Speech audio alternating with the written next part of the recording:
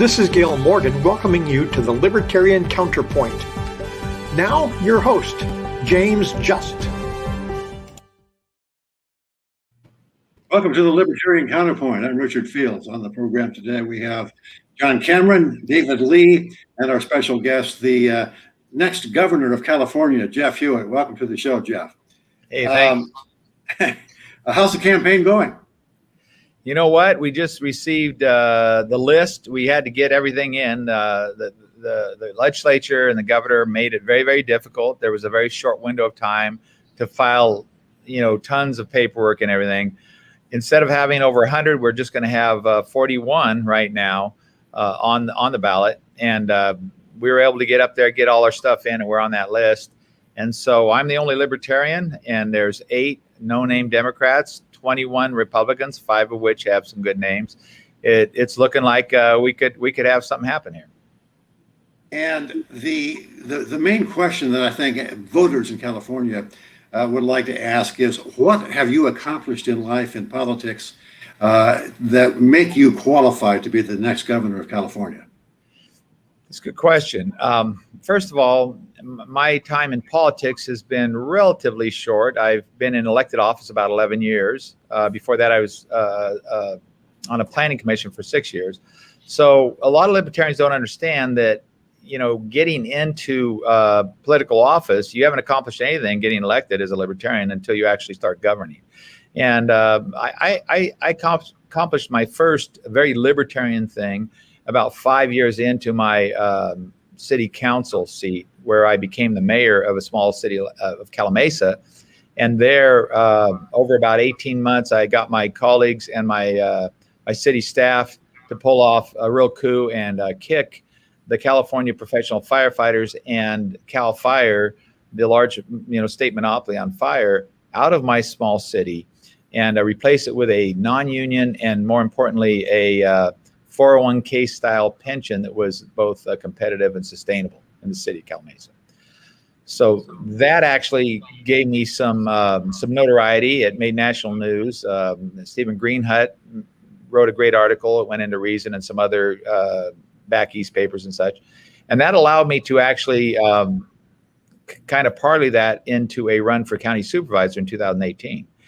And we pulled off a real coup there, where myself and my campaign manager at the time, Boomer Shannon, we were outspent 4 or 5 to 1 by a termed out Republican assemblyman, and we came out and we did come from behind victory, and now I've been a county supervisor.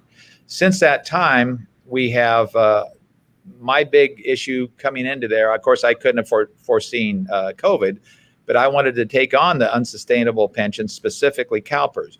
Riverside County is has the largest unfunded liability, has the most CalPERS employee of any of the 58 counties in California. So what I've done there is we paid off on some of the joint power authorities, getting them funded up fully, saving millions and millions just in interest on that. And we've done things where we made our cannabis policy much more like a regular business. Instead of, even though it was legal, they were doing ridiculous extortion for developer agreements and such. And so that's just a few of the things that I've done. And I've got 22,000 employees and a $7 billion budget. I'm on 30 different commissions. So going up to Sacramento is not going to be, it's a couple more zeros on everything. That's all. What you're running? You're the I think the only large name libertarian office holder in the state of California, probably the country, at the level that you are, supervisor in what is it, the 4th largest county in California. And what is it? And you're also on the Libertarian National Committee, so you're a bona fide libertarian. What is it that makes the average voter feel confident in voting for a libertarian and voting for you in particular to be the next governor? I think that there's a real desire, a real hunger to put these other 2 major parties, at least make them honest. And, a few years back, the Public Policy Institute of California took a poll, and at that point, 64% of all the registered voters that were polled said that it was time for a viable third party in California. Now, the problem is, the Libertarian is the third largest party, but we haven't had a lot of electoral success. We've run a lot of candidates, what we consider paper candidates and such. And at that time, you don't get any victories. And if anything, you might get a water company here or a special district or whatever. But we're starting to see, we're getting a turnaround here in Riverside County. My wife got elected to the city council. We had Bob Carwin there in the city of Menifee, a city of 100,000 people. He's a Libertarian, got elected to a city council. We've got some other larger water company victories and such. So we will be moving that, building up that bench. But right now, I think they're going to say, hey, look, this guy has the experience and the knowledge to govern. He's not just coming in and saying, hey, I want to be governor. And I offer a different choice. And my campaign is one of healing between these two sides that have just become all about hating and making the other look worse instead of actually offering real solutions. One of the biggest questions coming up, of course, is whether or not Gavin Newsom will in fact be recalled. If he's not, the whole replacement issue becomes moot. Is Gavin Newsom going to be recalled? If I could predict that, I would probably be just going over and playing stock market or something. But I'm going to tell you what I think. Obviously today, if it happened today, he probably would not be recalled, and he might have a 5 to 10 point cushion. I'm going to tell you though, when you're in elected office, and we've seen this, whether you're the president, the governor, whether you're a county supervisor, or whatever else, you are responsible for whatever happens good under your watch, and you're responsible for whatever happens bad under your watch. Whether it's your fault or not, you are responsible. Gavin Newsom has done everything he can right now to just buy the loyalty of people he thinks might vote for him. He's been doing so many giveaways with the taxpayers' money that should be absolutely criminal. But nevertheless, he has three things that he cannot manipulate. And those are all natural things. His administration did absolutely nothing to help with our water situation, knowing that droughts come up cyclically every few years. And just like many administrations before him, they did nothing to increase the capacity for water, and really bring up the conveyance systems that moves water from really wet spots to dry spots all over it. So this drought, we've already got heat. Now he has not declared emergency orders in the Southern California counties yet because he knows he needs those votes. But for about 48 of the 58 counties, I believe now, they all have those emergency orders. When people start having to flush their toilet only once a day or take one shower every 3 days, that affects his vote. Wildfires, we're looking at the worst season possibly ever. Last year was the worst. We're already way ahead of that. He will be, he's already been caught lying about how many acres that he had CAL FIRE clear. And, that was really embarrassing for him too. But also rolling blackouts. Rolling blackouts will be occurring too, because our energy policy is get rid of carbon. It is the devil. And we're just going to keep pushing all this other stuff. And when certain things happen, we're not there yet. So all those three things, I think within the next 2 months, I think there's a very good chance that he does not get, that he doesn't beat the recall. John, David, what are your questions? I have a pleasure to meet you, at a distance. Jeff, congratulations on your successes. Thank you. And I guess my question would be political. You didn't mention the thing that's considered by national voters to be the second biggest problem in the country.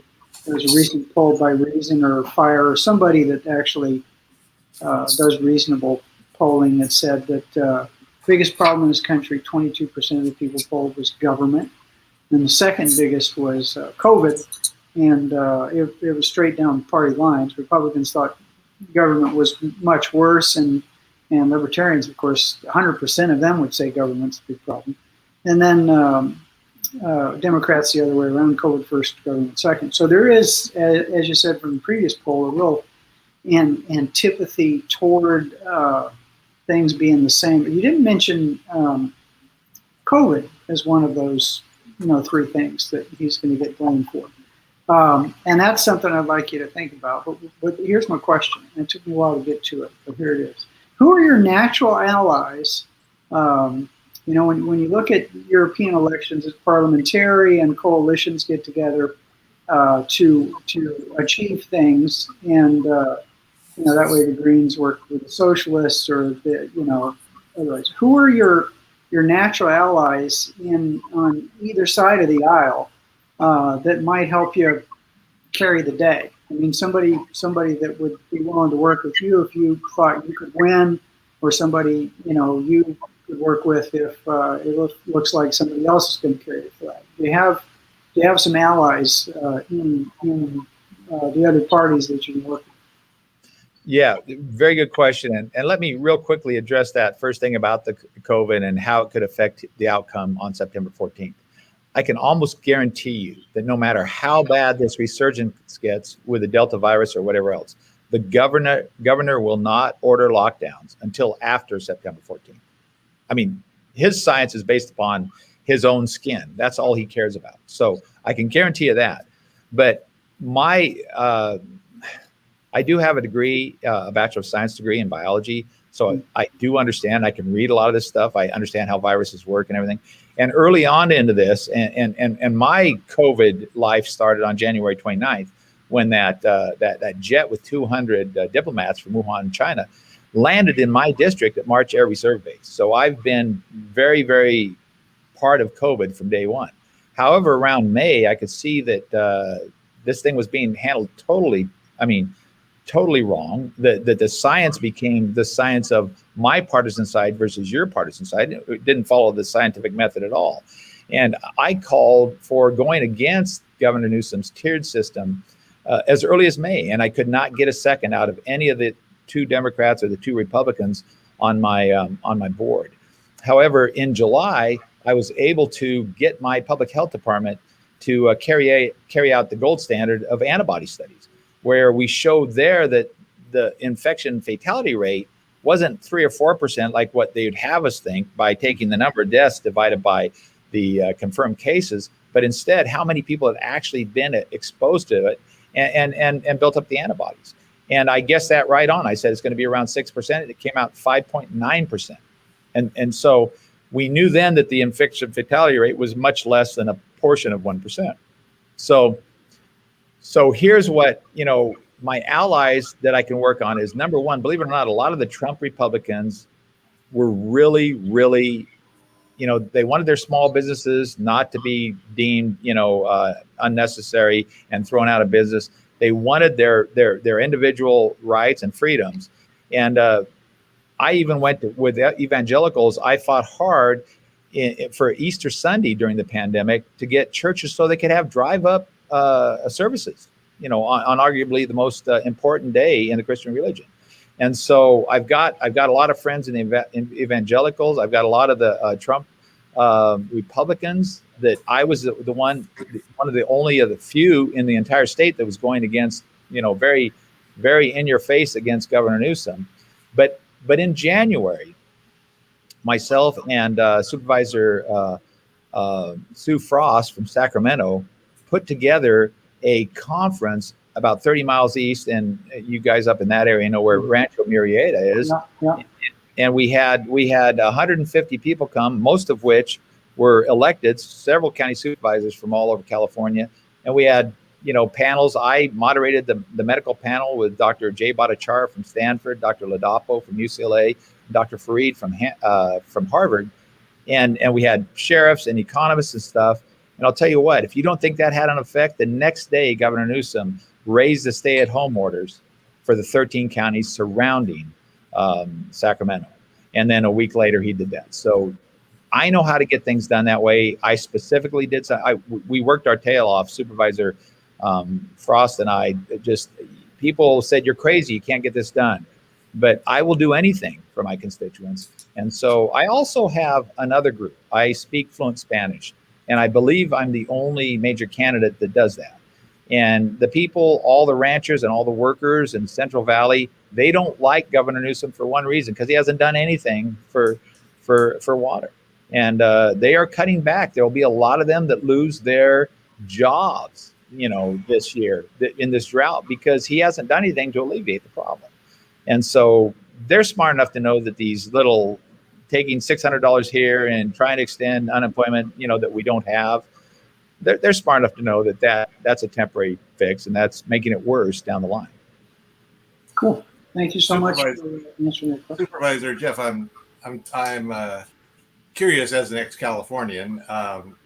Being here in Washington, I've seen that the state has lost a congressperson in the census, and we know there's many reasons for that. Most business unfriendly state in the nation, increasing homelessness, cost of housing, the cost of gas. These are all kind of kitchen table things that affect the everyday Californians, and they get a lot of lip service from the Democrats, but nothing gets better. It just continues to spiral downward. What would be some of your ideas to get businesses rolling again in California and bringing back a good economy that was there for decades and now is lost? Well, to start off, AB 5 was horrible. I mean, we were already one of the most, if not the most, business unfriendly state out of the 50 states. But when Elena Gonzalez came in and got that through this very, very progressive legislature, and of course, Governor Newsom signed it off, AB 5 ran so many, that was kind of like, the straw that broke the camel's back. Look, as governor, I will get in there and I will get rid of so many restrictive regulations. There's so many high tech. The people that are the real capitalists that invest here and such. There's a 13.2% state income tax that if you make over $5 million here, that's 58% of our budget. That's how crazy this is. It's volatile, but we need to make it so we've got the greatest, no disrespect to Southern Washington State, but we have the greatest climate, in the world. It's not hard to live here unless the government makes it so hard to live here. So this is the first time in the history of our state where our population has actually gone down, and we've lost one, maybe two congressional members. We've driven huge innovative companies like Tesla, like Oracle, like Hewlett Packard. They've gone off to Texas and said, we're not going to do business there. I mean, that's crazy. Even Hollywood's leaving. and Hollywood's going to Georgia and a lot of other places. Vancouver. But it's really something that, you got to have. Here's the thing, and this is what I found out being elected in the last 11 years. Very few politicians have courage. And you look at it in 1979, he wasn't a politician, but he was the chair of the Federal Reserve, Paul Volcker. And we had 9 years of the 70s of stagflation. We had high inflation and real high unemployment. It was terrible. It was the worst of both worlds. We're going to have that right away. And unless we go ahead and raise interest rates right now, unless we find somebody with that courage like Paul Volcker had, we've got some really dark times ahead, but we can save that if we do things now and change them. And it takes a libertarian like myself that understands a lot of these things. I mean, I could give you an hour's lecture right now on how the Federal Reserve started and how it works, but most people's eyes glaze over. But having people that understand that and understand science. Dr. Jay Bhattacharya said, Jeff, just think if you would have been governor during this pandemic, the science would have been actually good science that stood up to the scientific method. And of course you're not going to get everything right. But as you transition and do things, as you know more about the virus, then we found out that it was basically a disease of the elderly. And how do we protect them and without shutting down and ruining the lives and livelihoods of so many other people that weren't really ever at very great danger to this. So, it's really, look, getting people in my position. Look, it's nice to be elected. I meet people that most people never meet. But at the end of the day, if I can't fight for my constituents without any, like I say, I don't care what happens to me. I want to make changes so that my kids, grandkids, your kids, and your grandkids can enjoy this state like we have. And there's no reason why we shouldn't. So we need to embrace innovation in education, innovation in housing. Why aren't we building three-dimensional printer houses? Why aren't we using containers? And with all the new ideas that way, we could have housing caught up relatively quickly and have some really good houses for people that are actually affordable without subsidizing from everybody else's money. So that was my next question on housing. We have a housing shortage, just to put it lightly. One of my daughters spent $1 million for a tract home in Southern California. Another daughter is trying to build her own home in the foothills and finds out that she has to meet ridiculous zoning requirements in order to build something out in the middle of the country. Rules and regulations and zoning and so forth and so on. What can the governor do to reduce the cost of housing? Well, the governor first can say, look, CEQA has some good parts to it. I think most people don't want everything built in and become like LA Basin and one big tarmac or whatever. But at the end of the day, we have made it so difficult to do anything. And CEQA is basically just a clearinghouse for different groups to come in that don't want any more people in California to shut down every project. And then we have to find out and vaccinate for a disease that's far more contagious than COVID, and that's NIMBYism. And I don't know if you know what NIMBYism is, but not in my backyard. Yeah, and unfortunately, we all suffer from NIMBYism, but there are people that suffer at different levels. And at some point, you know, when you've moved into a tract that was put there 20 years ago, and all the people around you didn't want you to come in there because you were going to impact traffic and everything. And, you know, but once you have your slice of paradise, now you catch NIMBYism, and you don't want anybody else to take those fields behind you or whatever else. Of course, you don't want to pay the taxes on those fields. You just want somebody else to make your life perfect. And so there's certain zoning things that make sense and stuff, obviously, you know, but at the end of the day, we've got to change those things because we're holding ourselves back. And we could be in places that we've never been before in a good way if we just get over that. But somebody's got to talk about that. Just like they won't talk about pensions or anything, I'm the kind of person that brings that up, and I will get it done. One of the other issues that I'm not sure if it's getting much daylight, but we're a minority state. There are more Hispanics and blacks than there are whites in the state, and Asians. And a lot of the entrepreneurial class is coming from the minority groups. In fact, in Silicon Valley and elsewhere, probably a majority of the entrepreneurialism is coming from immigrants. What can the governor do to encourage that without scaring people that are afraid somebody's coming to take my job? Well, so isn't that interesting? Yeah. So we've got we have all these jobs that need to be filled right now. I mean, there's more jobs that need to be filled than what there are people that want to work right now. And so a lot of these same people are complaining that too many people are being allowed to come in across the border, where a lot of those people just want to go ahead and do a job. So it's like, well, we got all these jobs that need to be filled, but sorry, even though there's a group of people that want to come in and actually fill those jobs, you know, and of course I'm really making it simple right there. I'm boiling it down to a real simple, but no, we need to take, for instance, I went to an event down in Orange County recently where it was Pakistani Americans celebrating actually July 4th and such. And as it turns out, a lot of these immigrant groups, they come over there very, very successful because, see, they might have been well educated and stuff in their own country, but they didn't have the ability to rise. They have a caste system or whatever else. Like when people come to the United States, there's that opportunity to really thrive. And oh, by the way, on another note there, the gentleman sitting next to me was Josh Newman. I think we know who that guy is, right? The guy that, you know, got he got recalled because he was the deciding vote on the SB1, that gas tax. But he got reelected, you know, the next time. And all I could do to hold back and not say, you know, Josh, I've got to drive back tonight, but can you loan me a couple of bucks because I can't afford the gas to get home?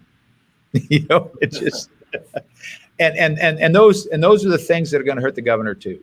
We're seeing our gas prices rise up and stuff like that, and that hits people right in the pocketbook. They talk about it at the kitchen table and stuff like that. So I've been well received by a lot of the immigrant community. 48% of Californians speak Spanish as their primary language. So it's very important to be able to speak to everyone. And as a governor, I will be able to give speeches in both English and Spanish. David, John, any other quick questions? We've got 2 minutes left. Yeah, the weed, not the weeds that are growing outside my house, but the kind that get rid of arthritis and make people happy.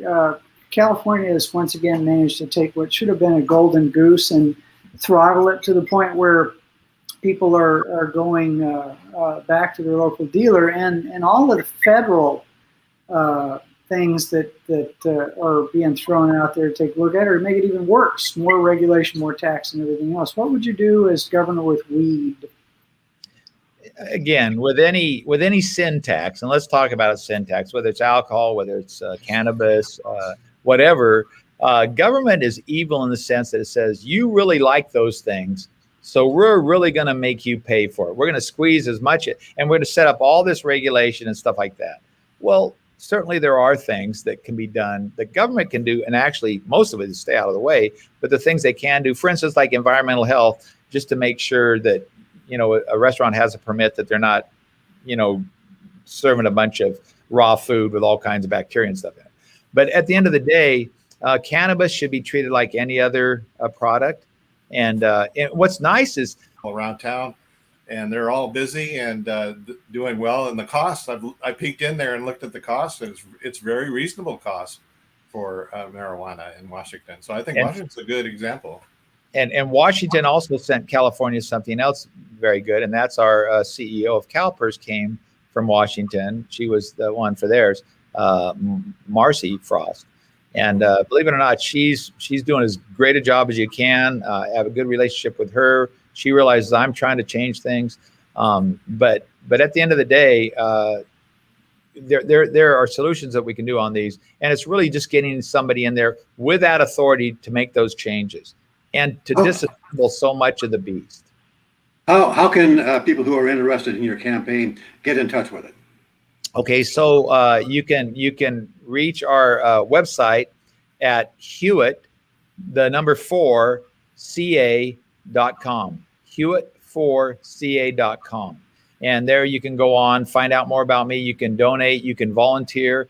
This is something that is very exciting. There's never been a situation where there was a libertarian in as high as office as I am, and actually running for an office that is the literal next step for me, because going for Dianne Feinstein's Senate seat would actually be a step down for me. Because right now, a large county supervisor, where there's only 5 people that makes decisions for millions of people, has a lot of say. And I've been learning how to get as much done as possible. Remember, you're one of 5, but if I'm governor, I'll have the bully pulpit, and I will I'll make that legislature actually start doing the will of the people and not one specific group. Thank you very much, Jeff Hewitt. Thank you, John. Thank you, David. We'll see you again next week. It was my pleasure. Thank you all. Thank you, Jeff. We really appreciate having you on. Okay. Bye-bye. And we're just a little bit over time. Oh, that's all right. Well, okay. You'll do a good job editing, Gail. We know that. All right. So if James is back next week, he'll be back with you. If not, I'll see y'all next week. All right. Oh, also, in case you didn't get the message, Steve Greenhut is going to be on next week. I did see that. Okay. So I might make a point of showing up just briefly anyway, just to say hello. Okay. Well, it was a pleasure seeing all of my California libertarian friends again. Yeah, well, we're envious that we're here and not in the good part of Washington State, outside of Seattle. All right. Yeah, that's a pretty nice area where he's at over there, across from Rainier and like I said, it's the last coastal congressional district. It goes all the way to Long Beach on the ocean. So it goes from there all the way to Longview, down to Vancouver as a congressional district, and it's the last red one. And unfortunately, the congresswoman, Republican, was one of the ones that voted to impeach Trump, and so she's got Trump's crosshairs on her. Yeah, boy. Yeah, I don't get that. I mean, if the Republicans have